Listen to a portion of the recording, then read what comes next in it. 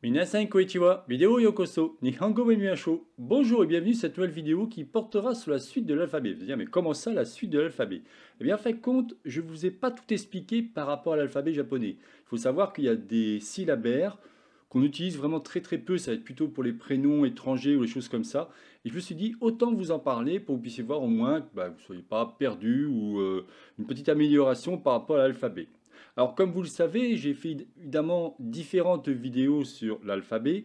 Vous connaissez maintenant les voyelles qui sont A, I, U et O. Vous connaissez les fameux Kakiku Keko, Sashisu Seso, Tachitsu Teto, Naninu Neno, Hahifu Heho, Mamimu Memo, Ya Yu Yo, La Li Lu Le Lo, Wa, Wo et Hen ou Bien entendu, tout ça vous connaissez puisque vous avez vu que mes vidéos, la plupart du temps, sont écrites directement sans romanji.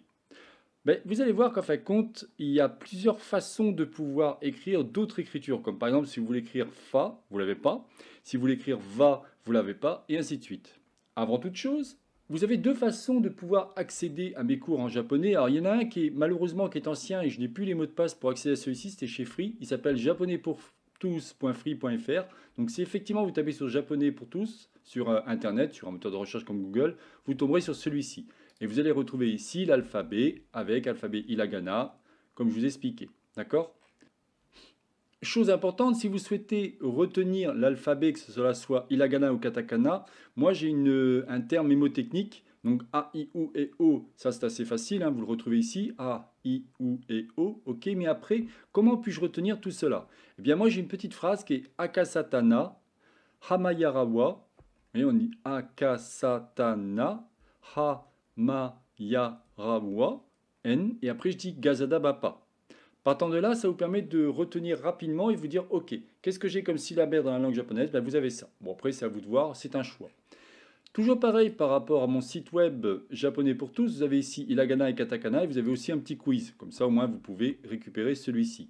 Autre manière d'accéder à mon site japonais pour tous qui évolue au fur et à mesure, c'est sur mon autre site web qui s'appelle Savoir pour tous. Si je viens ici, puisque j'ai une chaîne YouTube où j'ai quand même plus de 13 000 abonnés, où je parle bien entendu de bien autre chose que le japonais, mais malgré tout, je me suis dit je vais quand même la mettre dessus. Quand vous allez ici dans Hold, donc c'est savoirpourtous.eu, pardon, vous avez ici donc Linux et ici vous avez japonais.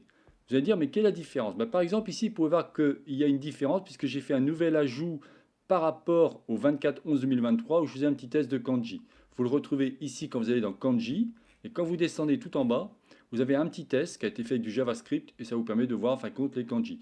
Je dois le mettre à jour, mais franchement, waouh, j'ai tellement de choses à faire, pas évident. Bon, c'est pas une excuse, mais je préfère vous le dire quand même au cas où. Bien.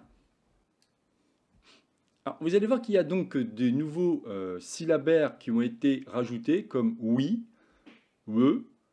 Bon, wo, évidemment, il existait, mais vous avez par exemple che, che et tse, tso, ça. Vous voyez, on a différents éléments qui ont été rajoutés. Donc, pas d'inquiétude par rapport à ça si vous êtes perdu. Vous avez aussi ti et tu. Vous avez fa, fi, fe, fo. Va, vi, vu. Vous avez je, di, du, dieu. Je me suis dit, ça peut être intéressant de vous montrer ça, au cas où si vous rencontrez ces syllabaires, tu fais, mais qu'est-ce que ça veut dire? Alors, un exemple tout bête, par exemple, si vous voulez dire Valérie, vous allez écrire Valérie. Là, je vous montre à chaque fois de quoi je parle. Là, cette fois-ci, vous l'avez en romanji et en katakana, puisqu'en fin de compte, toutes ces syllabaires, elles ne sont pas récentes, hein, mais elles sont tout le temps écrites en katakana. Un autre, par exemple, si je prends Félix, ça fera Félixou. Et un dernier, si je veux dire Diane, et pour Diane, on dira Dianou. Voilà ce que je voulais vous dire par rapport à cette vidéo, par rapport à cet ajout au niveau des syllabaires.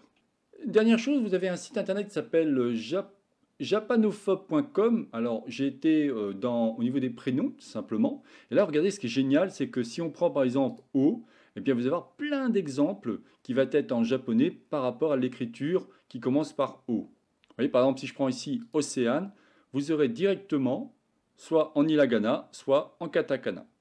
Voilà ce que je voulais vous expliquer par rapport à l'ajout des syllabaires, où effectivement, je n'avais pas été plus loin par rapport à ça, mais effectivement, dans les bouquins, des fois, ils ne vous parlent pas de tout ça. Je me suis dit, ça peut être un ajout intéressant au cas où. Je n'en dirai pas plus par rapport à cette vidéo, c'est donc la chaîne Japonais pour tous, réalisée par Jean-Michel. Si vous avez aimé cette vidéo, n'oubliez pas de liker ou tout simplement vous abonner à ma chaîne. Je vous souhaite une bonne journée et à la prochaine vidéo. Jamatane!